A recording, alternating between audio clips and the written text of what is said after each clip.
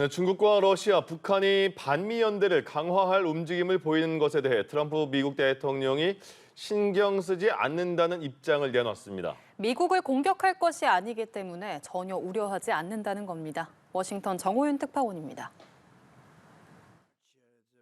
탈냉전 이후 북중러 정상이 처음으로 한자리에 모이게 된 상황을 두고 트럼프 미국 대통령은 태연한 표정을 지었습니다.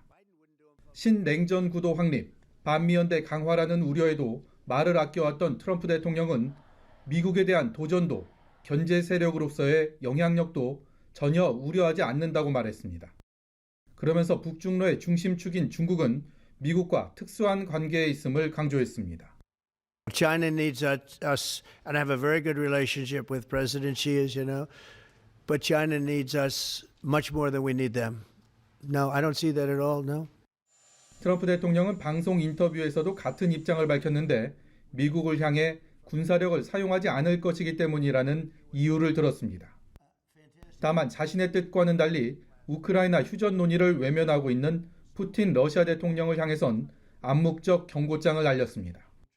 We'll see if anything comes out of it. If it doesn't, we'll take a different stance.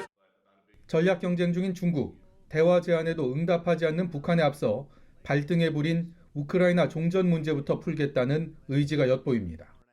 우려하지 않는다고 했지만 신경이 쓰이지 않을 수는 없을 겁니다. 똘똘 뭉치는 북중러 3국의 움직임에 트럼프 행정부의 시선이 소리 없이 옮겨가고 있습니다. 워싱턴에서 연합뉴스TV 정호윤입니다. 중국의 전승절 80주년 기념 행사가 베이징에서 역대급 규모로 열렸습니다.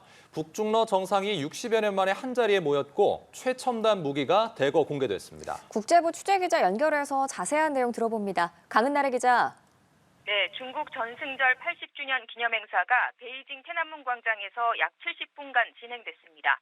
행사에 초청받은 26개국 정상들이 내려다보는 가운데 역대 최대 규모인 4만여 명의 군인이 동원됐고 중국의 신무기가 대거 공개됐습니다.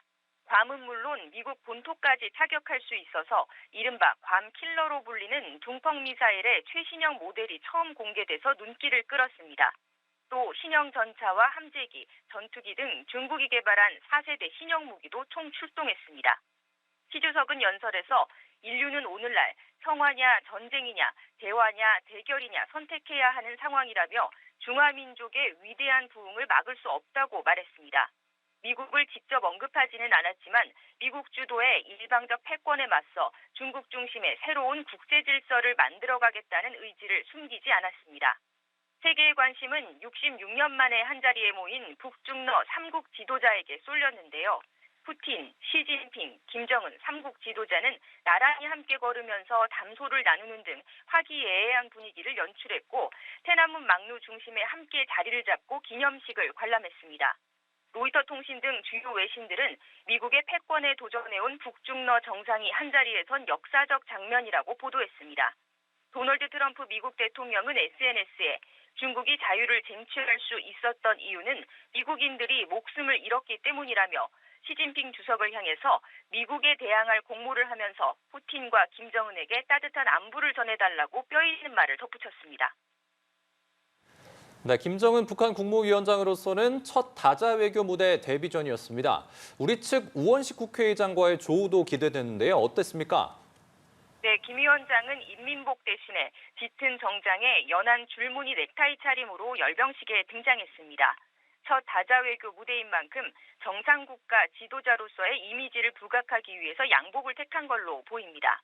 동행한 딸 주혜는 열병식에는 함께하지 않았지만 부녀 동반 방중 자체가 후계자로서 사실상 공식화한 것이라는 분석이 나옵니다.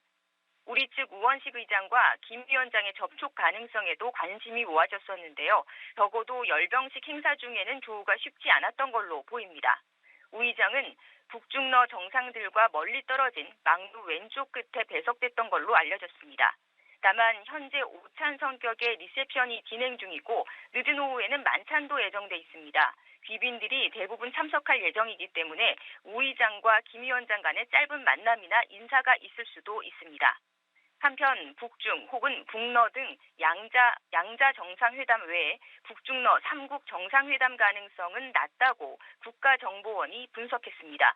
중국으로서는 북중러 대 한미일 신냉전 구도를 주도하는 듯한 인상이 부담스러울 수 있다는 분석이 나옵니다. 지금까지 국제부에서 전해드렸습니다.